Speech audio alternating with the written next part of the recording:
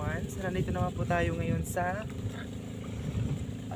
sa sakahan, which is dito yung namin guys. Ito yung sakahan namin. So nandito yung pangisdaan na screen ang tawag dito sa amin. So ita-transfer naman natin siya. Yung dati kasama ko si mama. Ngayon wala na si mama. Tayo naman dito magta-transfer nito guys. Transfer ko ito kasi ito hindi ko na siya ita-transfer. Yung mga may tubig pa nililipat ko lang siya kunti kasi mabaw na siya. Tayo makalapit kasi wala pa rin siyang mga makuhang isda ngayon. Napaka-crisis ng isda, crisis talaga. Tingnan nyo yan guys, mga plastic lang. Ang purpose po ng plastic ay para matandaan mo siya. Ay, parang mababaw. Wait lang. Ang kapal ng damo dito guys. Ano hindi ako makadaan? Panglipat ko siya dito. Hirap. Kasi mabigat ito eh. Dahan-dahan ako baka ano yung bangka. Mag-iiwa.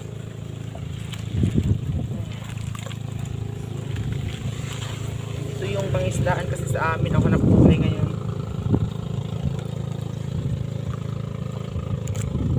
Natuto ako maghanap buhay. Ay, ano siguro yun.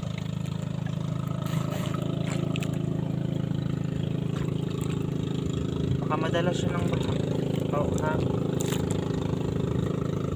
Ganyan lang siya. Sana hindi na doon nakawin. Yung iba laksan gihapon. Dito lang siya. Straight naman siya doon.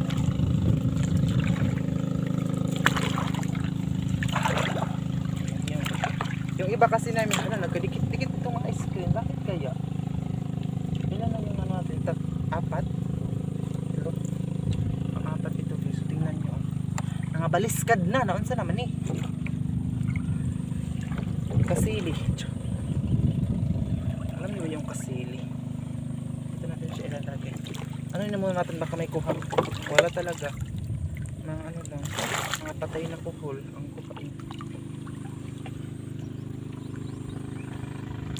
Bigat wala pa rin siyang kuha guys. Kasi nahubsan. Everyday, ano kasi yung ano dito sa amin. Tubig, maghupas. Ay, may kahoy. Siya kahoy guys.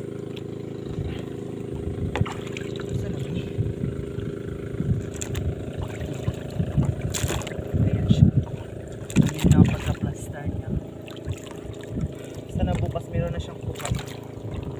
Kunin natin marami pa naman dito. 1, 2, 3, 4 apat na piraso. Wala, may puyo na nakawo. Wala talaga guys. Walang kuha. Ang bigat. Gusto kong tumayo. Pero baka mag-iwan. Wala pa rin kuha.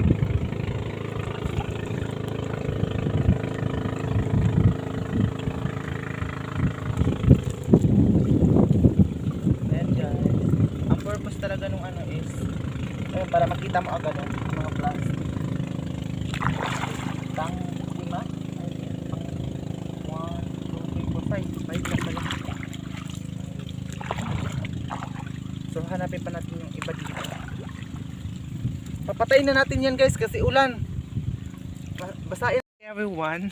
So yun, tapos ko nang nilipat yung mga screen kanina. So hindi ako nakapag-video talaga ng bonggang-bongga dahil tignan nyo naman yan. Sobrang basa tayo ngayon. Dahil umuulan. Isang araw siguro ito ngayon umuulan. So ngayon naghanap kami ng mga kuhol. Yan o. Mababaw na talaga siya. Tungkad ng tao. Share ako.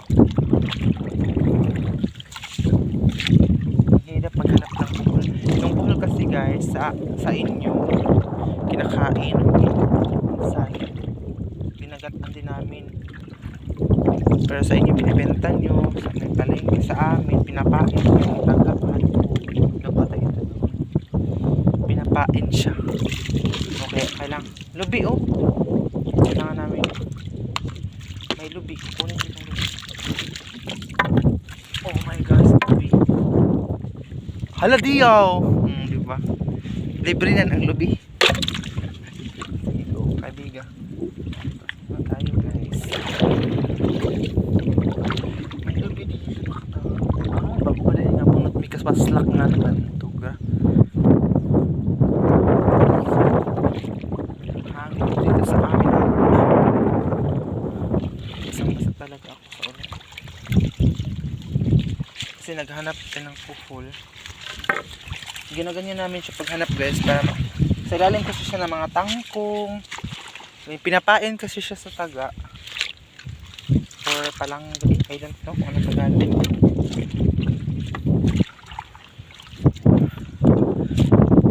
Talaga siya.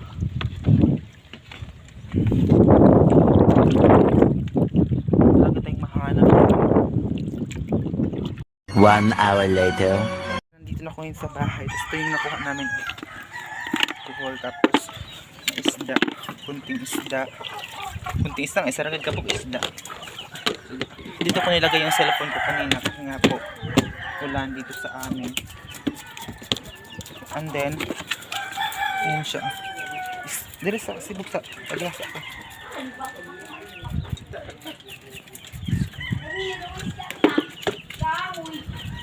Ayun, si mama nagreklamo kasi walang kahoy. Ama, di ba yung kumaniwang madawat ba yan? So ayan guys, umuulan na naman. So dito natin siya, dito ko nilagay yung cellphone kanina. Kasi siya na kumaitim yung camera ko ngayon. Basta na makapag-vlog tayo today. So lilinisan ko na yung bangka kasi ang dami siyang mga water lily. So lilinisan ko muna siya.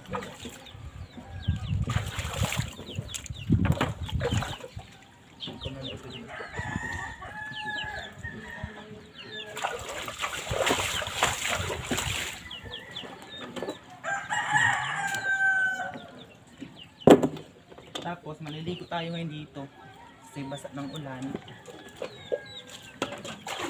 Subukan muna natin itong bangka. Ang tinay kay bahal na sa kuan.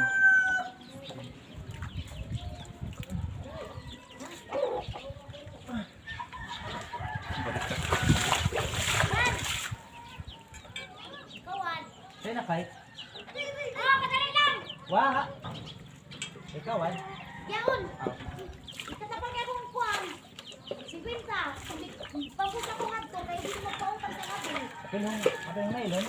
Apel na ilong, gani. Kaya na kay? At sabay.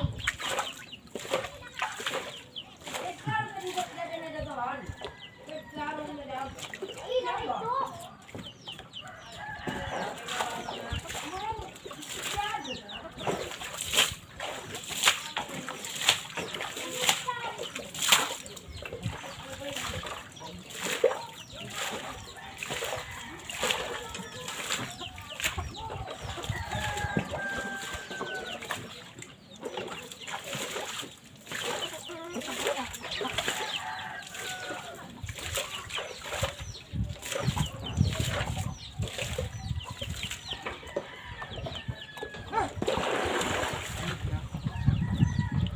Habas lang ito.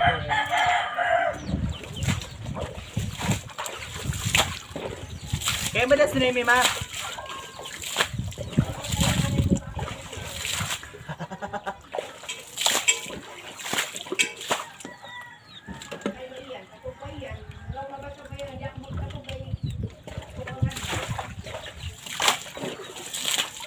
Dumi itong bangka kaya kailangan natin siyang linisan.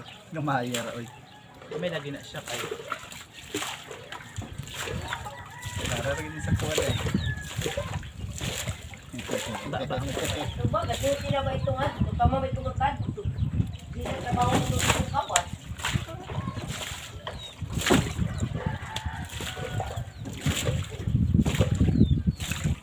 Kaya na ito sila ka uli ma?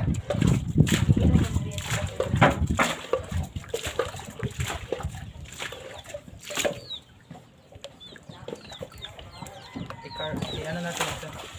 Bangka wash.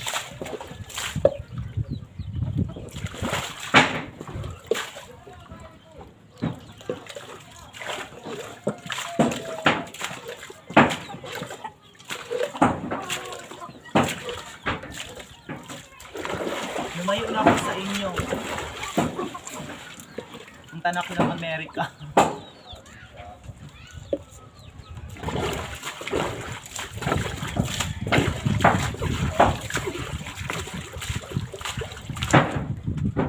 Ang bukog ba? Kailangan ang gulo ng pirito.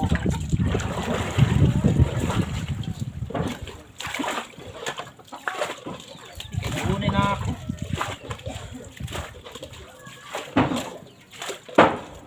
Naihi talaga ako super. So, 2,000 years later. hindi ko kayo nadala kahapon ng linis namin ng isda kasi nga po umuulan. Hanggang ngayon ulan pa rin sa amin, 2 araw na umuulan. Hindi ko alam pag wala ditong baha, umuulan na naman dito sa amin. Tingnan nyo itong poste namin, oh, pakaputik. Ayan, sa mga nagsasuggest na ano daw, dapat daw simento daw itong poste namin. Eh yun yung nakayanan namin guys eh, kahoy lang talaga. Kasi kung magpasemento kami, magastos sa bahay. Hindi naman po kami mayaman. Hindi naman po kami mayaman guys. Tawanan na lang ang ating mga problema. Ayan guys, mga bata nag-aaral pa kahit parang bagyo dito sa amin kasi kahapon sobrang lakas ng ulan.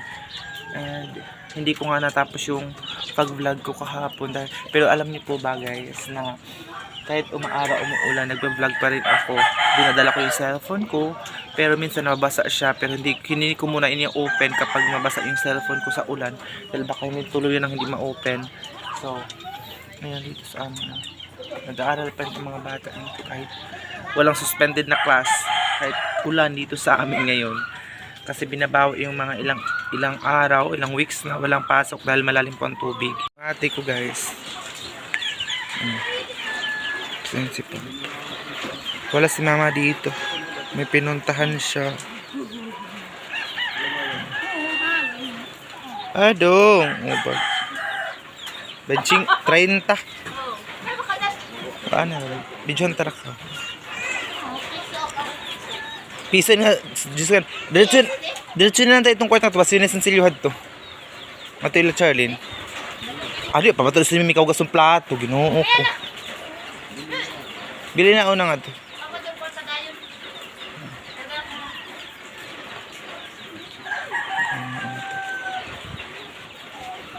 Tingnan yung binibenta ni Papa ng isda. Ang halin ay 20 pesos lang. Paano yun makakabili ng kape, sugar? 20 pesos lang yung halin. Yung benta niya ngayon. Tataas na yung ano namin dito sa ilalim. Tapos ano na, asikaso niya muna yung namin, ayun. Yung daanan namin para makapunta kami dito. Ayan.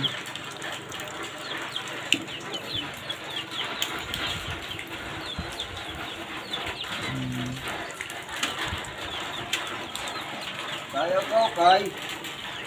Sayaw na ka. Papa. Yung papa ko, sobrang tahimik lang yan guys. Tapos masipag yan sa mga trabaho.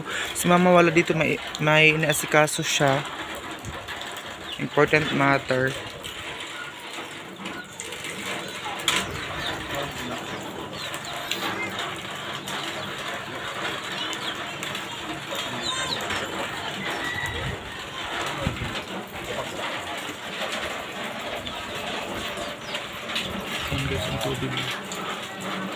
Tali sa lubid yung mga bahay, mga floating house, kaya hindi po siya nadadala ng baha dahil ayan o, example niyan ayan o, may mga lubid po, yung yellow na lubid, ayan o, itinatali siya sa mga kahoy para hindi po siya madala ng mga alon or hangin.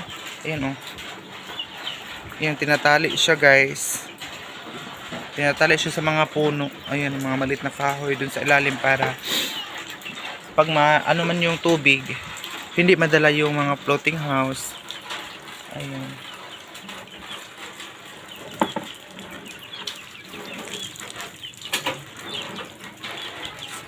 Kasi maraming nagtatanong, hindi ba nadadala sa baha yung mga bahay? Ayan, tinatali kasi siya sa mga kahoy.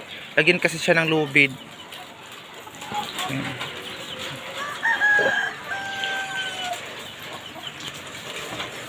Ito yung mga ano ni mga pananim dito, tapos yung binhi.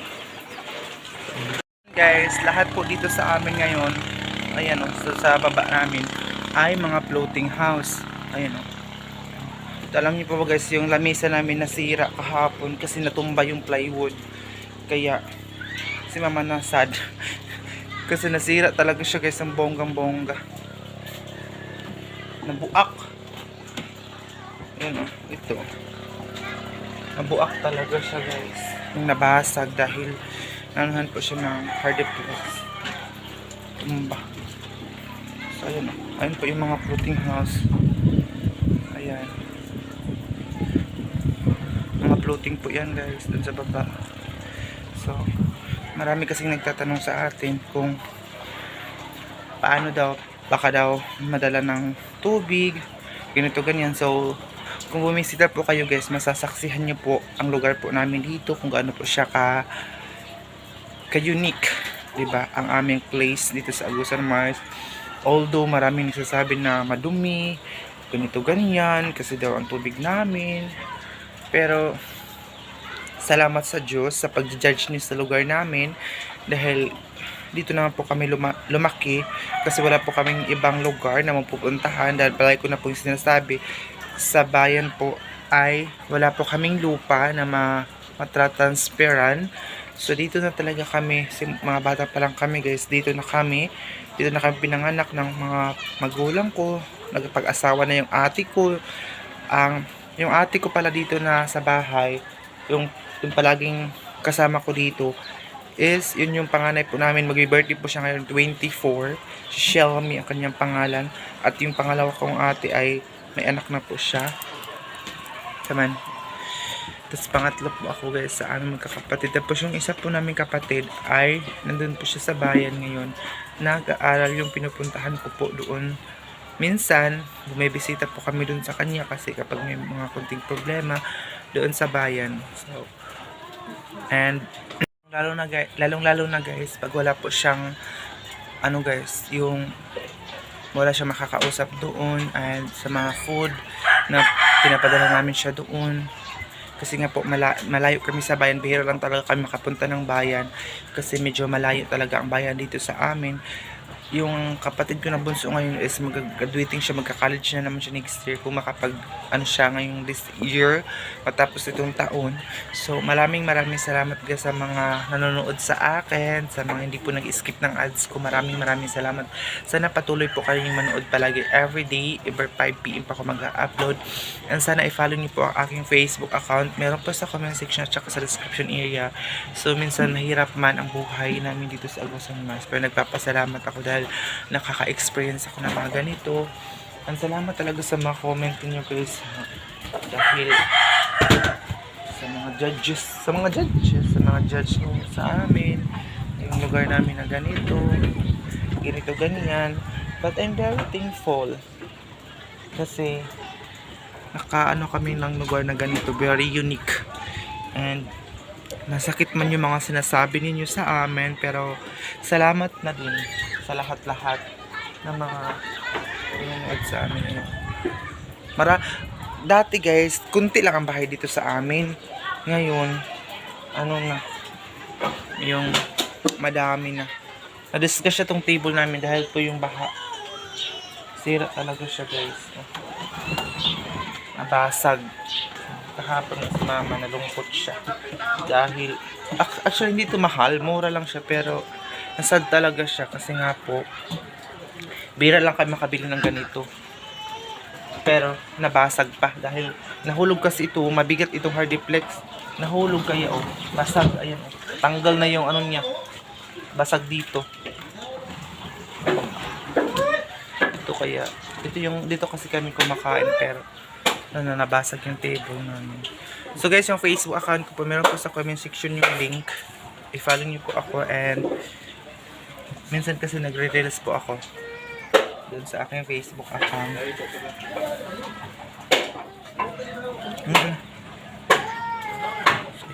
Ito pala ay binhi ni mama.